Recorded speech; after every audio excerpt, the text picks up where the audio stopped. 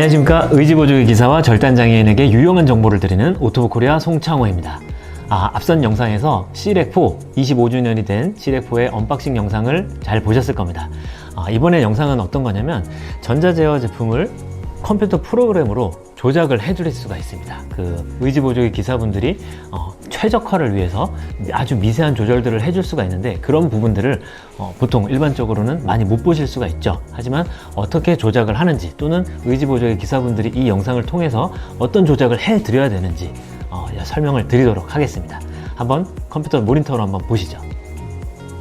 자, 오토복에서 제공하는 소프트웨어들은 이 데이터 스테이션이라고 하는 프로그램을 통해서 구동을 할 수가 있습니다. 오늘 이렇게 C소프트 플러스, 시렉4를 구동할 수 있는 C소프트 플러스를 사용하는 방법을 보여드리도록 하겠습니다. 자, 이쪽에 Add Patient를 먼저 누르시고요. 그리고 우측 상단에 일단 오늘은 테스트 생일 넣고 남성인지 여성인지 넣고 이렇게 됩니다. 자, 그리고 Add Job을 누르시면 생성이 됩니다. 이때 좌측에는 하지, 상지, 그다음에 보조기까지 이렇게 프로그램을 깔았을 때 설정이 돼서 볼 수가 있습니다. 이 중에서 저희는 C소프트 플러스, 시렉4에 해당되는 C소프트 플러스를 할 거고요. 우선 이 부분에서 슬관절인지 대퇴인지 클릭을 해서 적용을 하게 됩니다. 일단 오늘은 슬관절로 한번 해보겠습니다. 슬관절의 C소프트 플러스이고요. 유저네임은 이 서티피케이션을 받으신 분들, 이 프로그램을 잘 사용하고 시렉의 어느 정도 제품에 대해서도 알고 대퇴 의지를 잘 사용해서 제품에 문제가 없도록 잘 할 수 있는 서티파이드 된 의지보조기 기사분들에게 제공을 하는 서티피케이션이 있습니다. 그것을 받으신 분들은 이렇게 유저네임과 언락 핀을 받게 되는데요. 로그온을 하게 되면 프로그램이 시작이 됩니다.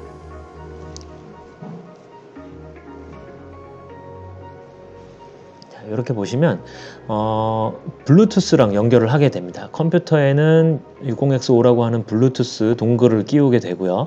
이 무릎에서 보내는 블루투스가 있는데, 그것을 열어주는 방식은 충전기를 끼웠다 빼시거나 거꾸로 무릎을 뒤로 돌렸을 때 삑삑삑 소리가 나게 되면 2분간 이 블루투스 창이 열립니다. 그때 이거랑 같이 연동이 되는 것이죠.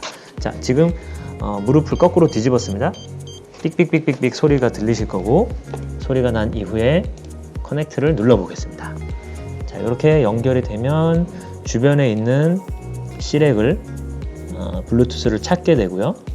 이렇게 해서 찾은 제품의 시리얼 넘버가 나오고요. 시리얼 넘버를 확인하고 그게 맞으면 OK를 누르면 나머지 정확한 연결들이 이루어집니다. 자, 연결이 될 때 이 부분에 파란색 불빛이 들어오게 되고요. 무릎에도 이 윗부분에 파란색 불빛이 들어와서 서로 블루투스로 연결이 됩니다. 연결이 됐을 때는 이 우측 상단에 초록색으로 연결돼서 연결된 모습이 나오고, 이 배터리, 무릎 자체의 현재 배터리가 몇 % 남아있는지 보실 수가 있습니다. 자, 위쪽에 보시면 이렇게 커넥션, 잡 스페시피케이션, 얼라이먼트, 베이직, 마이 모드, 프리퍼런스, 이렇게 여러 가지 폴더로 순서대로 쭈루루루루 이렇게 순서도가 나와 있습니다. 그래서 커넥션을 끝냈고 그 다음에 이 사용자의 그 정보를 넣게 되죠. 자, 몸무게랑 이런 것들을 넣습니다. 가상으로 제가 다 넣어 보겠습니다. 65kg이고요.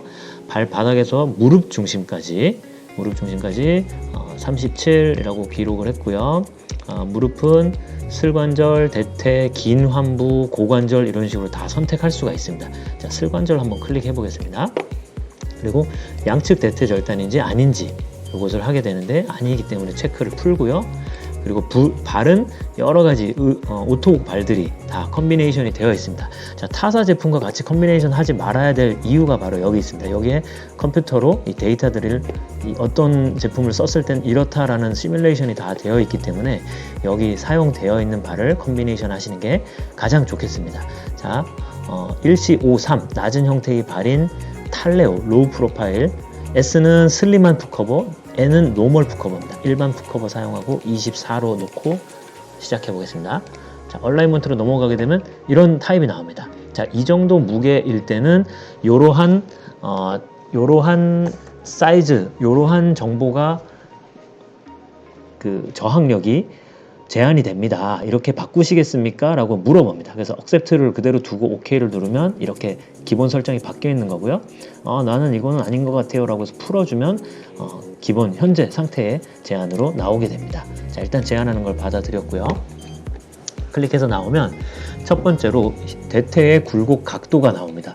힙 플렉션 컨트랙처가 몇 도냐 라고 되어 있는데 이 테스트는 토마스 테스트라는 것을 통해서 굴곡 각도를 정확하게 볼 수가 있고요.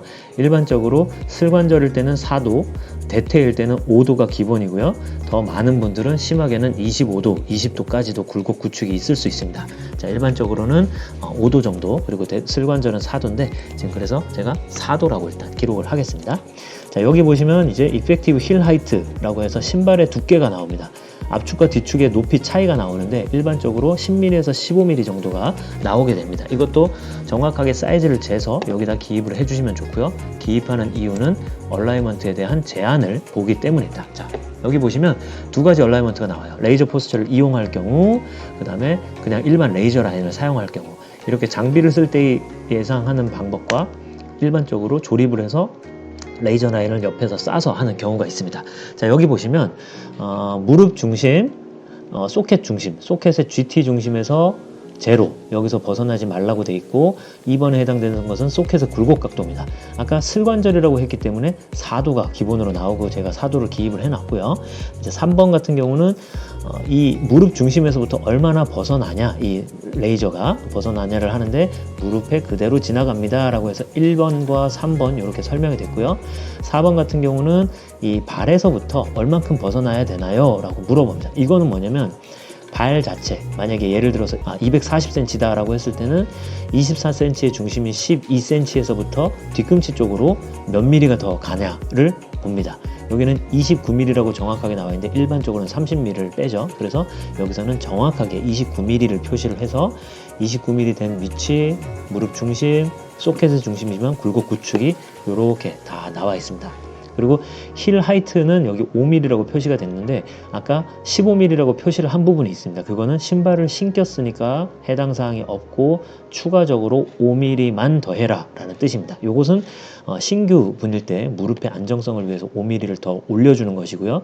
나중 돼서 한 달이나 이렇게 조금 더 자신감 있게 걸을 때는 5mm조차도 빼주셔도 됩니다. 도지 플렉션, 발등을 올려주셔도 상관없습니다. 자, 여기 보시면 주황색으로 나와 있는데 요거는 이 뒤쪽에 무릎 자체가 약 2도 정도 플렉션, 굴곡이 있는 상태로 되어 있습니다. 그런데 이 뒤쪽에 얼라이먼트를 위해서는 완전히 쫙 펴주게 되는 이 툴이 있거든요. 이 툴을 끼워 놓고 완전 풀 익스텐션을 했을 때 저 부분이 자동적으로 바뀌게 됩니다. 자, 한번 바로 연결해서 해보겠습니다. 무릎에서 조금씩 돌려주고 있습니다.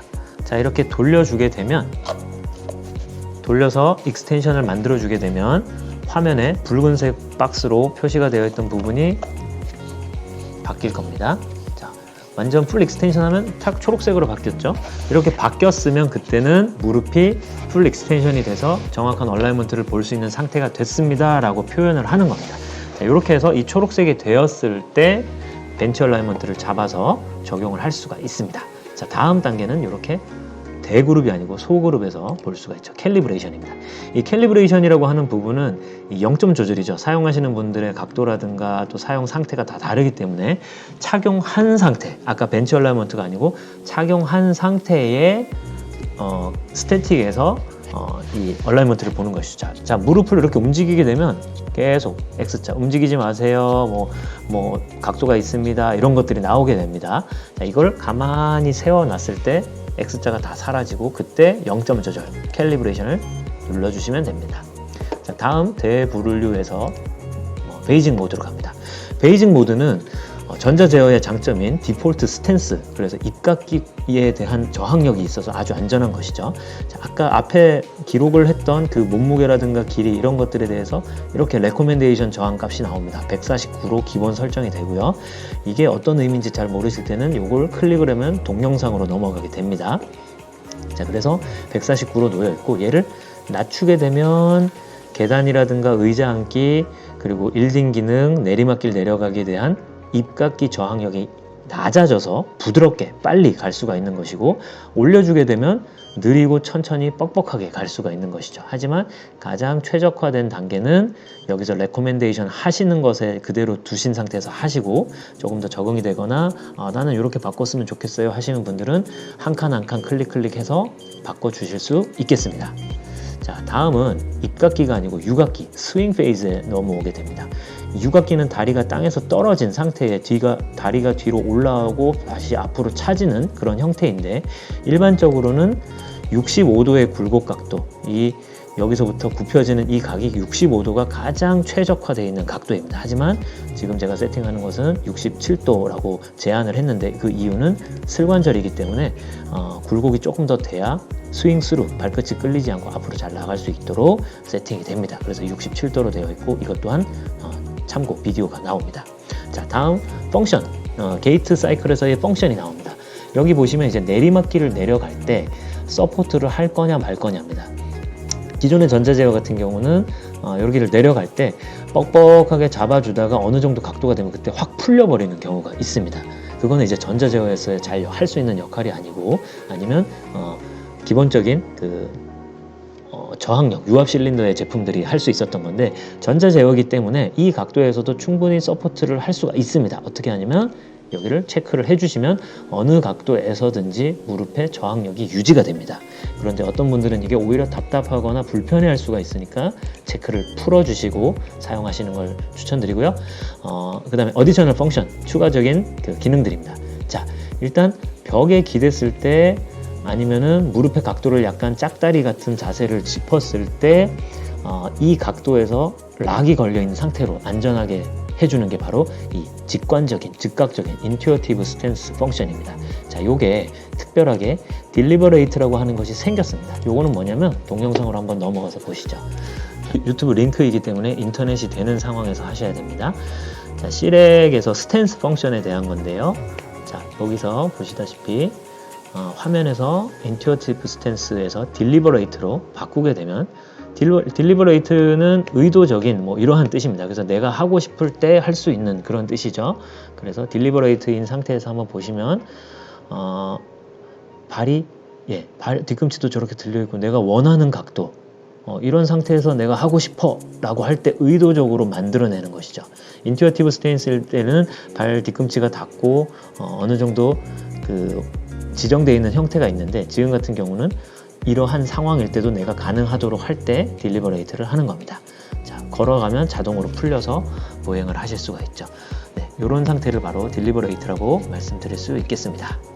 자, 지금 보시면 스탠스 펑션에 대해서 설명드렸고요. 시팅 펑션 같은 경우는 앉았을 때 절전 모드가 되면서 무릎이 프리 조인트로 바뀌는 겁니다. 그게 싫으시고 단단하게 무릎이 있었으면 좋겠다고 하시는 분은 시팅 펑션을 꺼주시면 되고요. 자, 다음은 의자 앉을 때의 서포트입니다.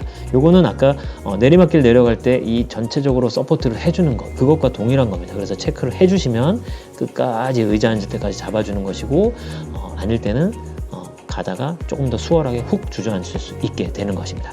자, 아래쪽에 보시면 이제 어쿠스틱 피드백이 있습니다. 이건 뭐냐면 제대로 된 보행을 했을 때 스윙이 일어나는데 신규이거나 체중 지지를 잘 못하시거나, 아니면은 의족 부분이 좀 짧거나, 아니면은 플란터 플렉션이 잘 안 돼서 발 앞꿈치에 체중이 지지가 잘 안 되거나, 여러 가지 상황들이 있습니다. 그럴 때는 보행을 할 수 있는 그런 조건이 안 될 때가 있습니다. 그러면 스윙이 잘 안 일어나는데, 안 일어나는 상황을 어색해하거나 이거 왜 안 되죠? 이러면서 시렉을 탓하시는 경우가 생길 수가 있어요. 그럴 때는 올바른 보행이 될 때 스윙이 잘 일어나요 라는 것을 피드백을 줍니다. 그래서 이 상황이 됐을 때 삐 소리 나고 바로 스윙이 되고, 이러한 형태들을 만들어 주게 됩니다. 그래서 어쿠스틱 피드백을 하게 되면 그 소리를 들으면서 할 수가 있고요. 어느 정도 훈련이 되셨다라고 하면 그때는 소리가 성가실 수 있기 때문에 꺼주시면 되겠습니다. 자, 다음은 마이 모드로 넘어옵니다. 시렉은 본인의 베이직 모드 이외에 총 3가지 모드를 추가로 할 수가 있었습니다. 기존에는 2가지가 가능했지만 지금은 딥슬립 모드, 완전히 잠을 재우는 것까지 가능합니다. 자, 일단 세컨 모드도 설정할 수 있고 서드 모드도 설정할 수 있는데, 이 2가지의 설정은 여러 가지를 프리 세팅되어 있는 것을 미리 설정할 수가 있습니다. 먼저 자전거 모드를 하고 싶다라고 하시면 사이클 모드를 클릭하시면 되고요. 나머지도 다 보셔서 선택을 하실 수가 있겠습니다. 그 중에서 탁구, 테이블 테니스를 한번 클릭해 보고요. 이 두 가지는 휴대폰으로 설정을 할 수가 있지만 만약에 발 앞꿈치에다가 체중을 쾅쾅쾅 1초 안에 3번 바운싱을 해서 설정을 바꾸실 수가 있고, 바운싱을 쾅쾅쾅쾅 4번 1초 안에 해서 바운싱으로 바꾸실 수도 있습니다. 오작동이 날 수가 있으니까 끄시는 분들도 많은데 잘 알고 나서 켜서 사용하시는 것도 좋은 방법입니다. 자, 딥슬립 모드가 별도로 추가로 생겼는데 이것은 앱에서만 사용 가능한데 이것을 하냐 마냐는 여기서 클릭을 해서 풀어줄 수가 있습니다. 자, 그리고 이 부분에 본인의 성함을 기록을 하면 휴대폰에서 본인의 성함을 보실 수가 있고요. 아쉽게도 한글은 없는 상태입니다. 영어만 가능하기 때문에 영어로 설정하시는 게 좋으시겠고요. 자, 세컨 모드와 서드 모드 이렇게 실질적으로 들어와서 원하는 만큼 또 바꿀 수가 있습니다. 각도라든가 이런 것들을 바꿀 수가 있고요. 좋은 부분은 여기 스탠스 릴리즈라고 하는 부분은 이 모드 안에서도 걸어가는 것도 다 가능하도록 해놨습니다. 그 걷는 것도 되지만 이 모드도 사용 가능하다라고 할 때는 스탠스 릴리즈를 체크를 해주시고요. 체크를 풀어주시면 이 모드에서 무조건 탁구 모드만 할 수가 있습니다. 그래서 체크해 놓는 것을 추천을 드리겠습니다. 자, 딥슬립 모드 같은 경우는 이제 휴대폰에서 하는 거고요. 자, 다음 이제 이 앱을 다 설정을 하게 되면 여기 보시는 트랜스퍼 컨피규레이션, 이거 같은 경우는 여기 있는 저장된 내용을 다 옮기겠습니다 라고 해서 옮겨주는 것입니다. 네, 그렇게 옮겨주게 되고요. 자, 옮겨준 이후에는 이렇게 다음 단계로 넘어갑니다. 다음 단계로 넘어가면 어쿠스틱 시그널, 소리가 나는 소리의 정도죠.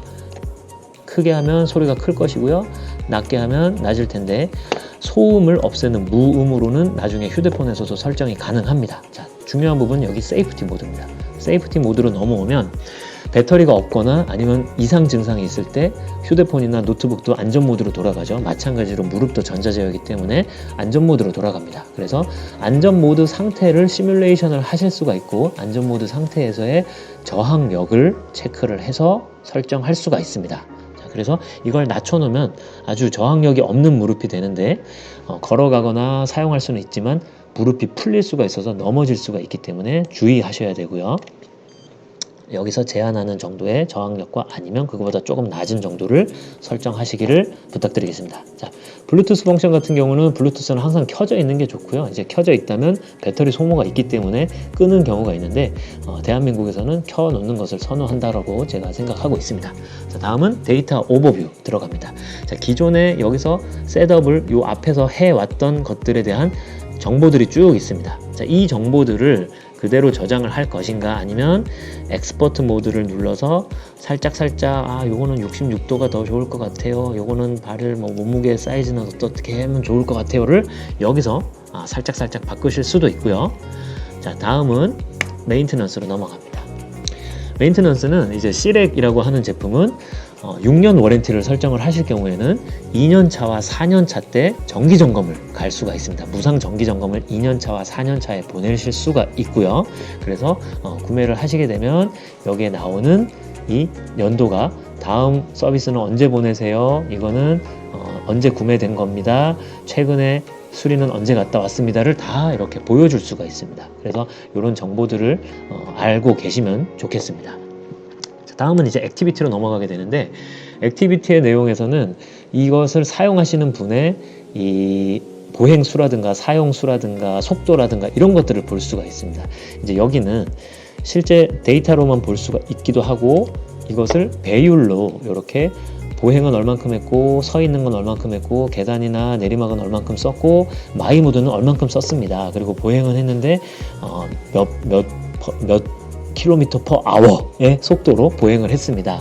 어느 정도 했습니다. 몇 보 정도 했습니다가 데이터로 나오게 됩니다. 이 데이터는 최근 6개월치만 기록이 되는데 처음 접목을 해주실 때 이것을 켜 주셔야 되고 키신 이후에 6개월 뒤에 다시 한번 확인을 하면서 어느 정도 하셨군요. 조금 더 뭐 걸어주세요. 조금 더 뭘 사용해 주세요. 이 기능은 안 쓰시네요.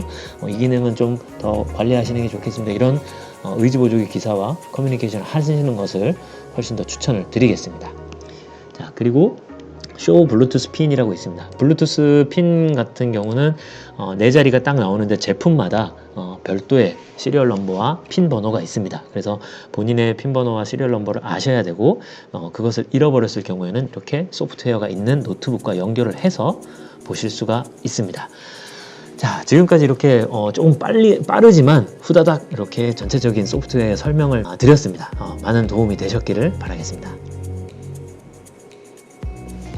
네, 지금까지 보여드린 C 소프트 플러스 소프트웨어에 대해서 설명을 드렸습니다.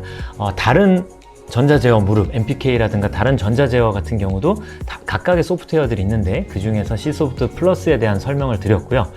이 C 소프트 플러스를 통해서 지금 보셨다시피 대부분이 자동으로 셋업을 해줍니다. 하지만 거기서 얼마만큼 의지보조기 기사의 역량에 따라서 얼마만큼 미세하게 조절을 잘 해주고 이 사용자에게 커스터마이징, 정확하게 맞춰주느냐에 따라서 완벽하게 셋업을 할 수가 있는 방법들이 차이가 납니다. 그렇기 때문에 세팅을 잘 해야 되고 이런 프로그램의 설명과 사용법, 그리고 이것을 얼마만큼 자주 바꿔가면서 맞춰주는지 아주 중요하다고 이 영상을 통해서 아실 수가 있게 되셨을 겁니다. 많은 분들이 이제 사용을 하시는데 비싼 것을 사용하시는 만큼 좋은 효과가 있기를 바라겠습니다. 여기서 마치도록 하겠습니다. 감사합니다.